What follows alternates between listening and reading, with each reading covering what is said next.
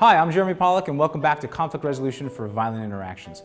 So in the first video, we gave a general overview of what conflict and cooperation are, how those concepts relate to our fundamental human needs, and some of the goals of conflict resolution as it relates to potentially violent interactions. We asked the question, how do we prevent violence before it begins?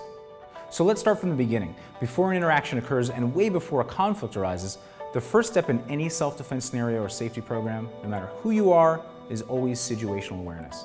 In other words, being aware and attentive to your surroundings and adjusting your behavior based on your environment. So you don't wander alone into an area at night where there are a couple of strange-looking guys hanging out.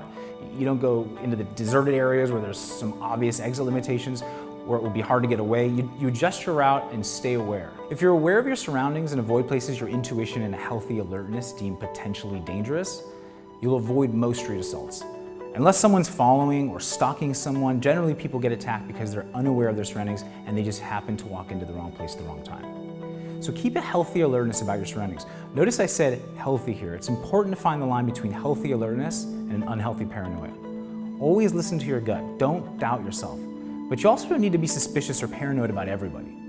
We'll talk more in another video series about particular signs of dangerous individuals and ways to spot potentially threatening situations.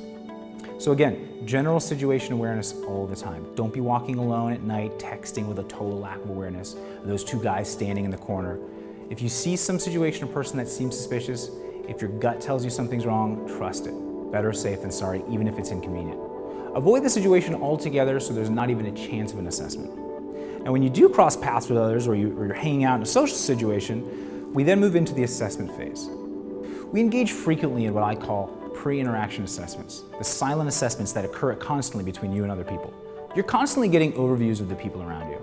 You're looking at men, you're looking at women, they're looking at you. We're all checking each other out all the time. We may have different intentions or motives for assessing, but all of us are engaging in interpersonal assessments constantly in social life.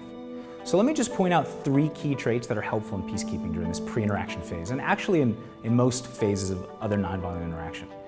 If you're generally a kind and humble person, you carry yourself in this manner, you'll ward off a lot of potential conflicts because a kind and humble person doesn't generally pose a threat to people.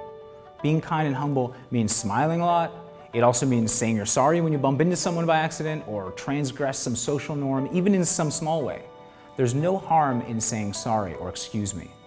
Now, kind and humble doesn't mean meek. The third important aspect of peacekeeping is actually confidence. Calm but confident demeanor will let aggressive people think twice about making an easy target out of you.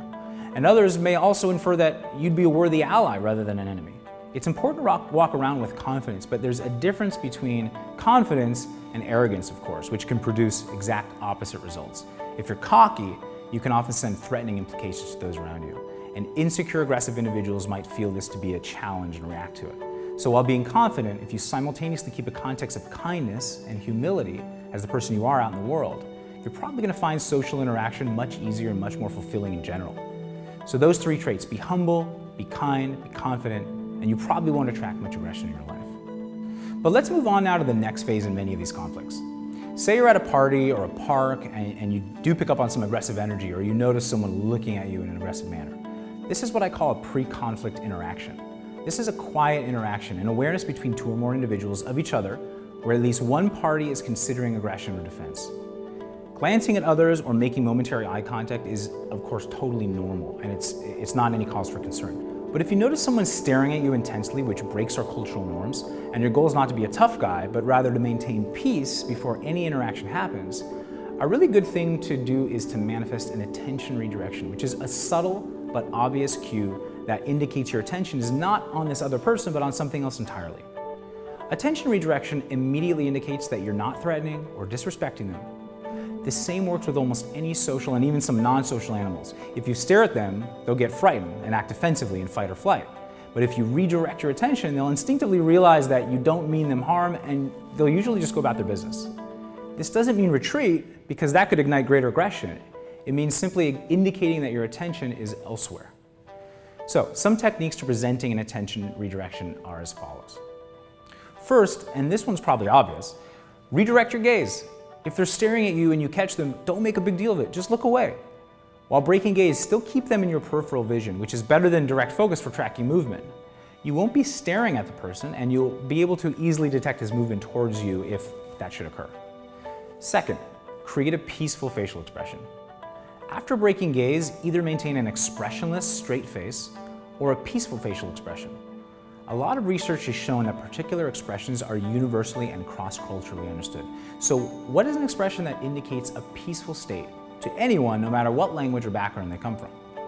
If you lift your eyebrows at the center and you create a slight, subtle curling of the mouth corners as if about to smile, this is an expression which tells someone that you're in a peaceful mood, again, indicating that you're not threatening them. Try not to fully smile or laugh immediately after breaking gaze, because this might imply you're making a joke of the interaction, which could be perceived as a disrespectful challenge. There should be a few seconds break before smiling or laughing. A third point to keep in mind when redirecting attention is to stand still after breaking gaze. Body language and movement are just as important as communication tools as is speech. How you move can imply a lot. After turning your head to redirect your gaze, stand still and confident, even if just for a few moments before moving. Moving or turning away immediately could imply fear or submission, inspiring more aggression in a dominant seeker. Moving towards the person could indicate a challenge. So stand your ground for at least a few seconds, as if you don't notice the person, just remaining confident and calm. Number 4, hold the thought of being confident, kind, and humble in your mind. Both panic and calmness are contagious. If you embody calm, humble confidence, that energy will catch on to others. And finally, our 5th point, don't look back at them to make sure they're not staring anymore. Once you do 1 through 4, leave it be. No need to check back at them as long as you have a peripheral awareness of their movement and they're not moving towards you. If you look back at them and lock eyes with them again or several times, it gives the impression you're noticing their stare and that there could be a problem, and maybe even that you're challenging this person. So if you follow these prior techniques, you did your part. Now just stay aware of your surroundings, but don't be suspiciously looking back at what could have been a problem. These 5 subtle gestures of attention redirection indicate that you are not a threat to this individual. More than likely, they'll lose interest, their defenses will come down, and they'll forget all about you. And there you go, an interaction kept cooperative and peaceful before any conflict even occurs. This is not for the tough guys out there. This is for the wise, humble, peaceful warriors who don't take staring as a challenge. We're not in the jungle or in a gang. We don't need to establish dominance to stay alive. So don't be a tough guy. Stay kind and humble. Now, when your pre-conflict interaction techniques don't work and the person actually does approach you in an aggressive manner, we enter into a level 1 conflict. In the next video of the series, we'll explore ways to resolve a level 1 conflict peacefully. Stay tuned.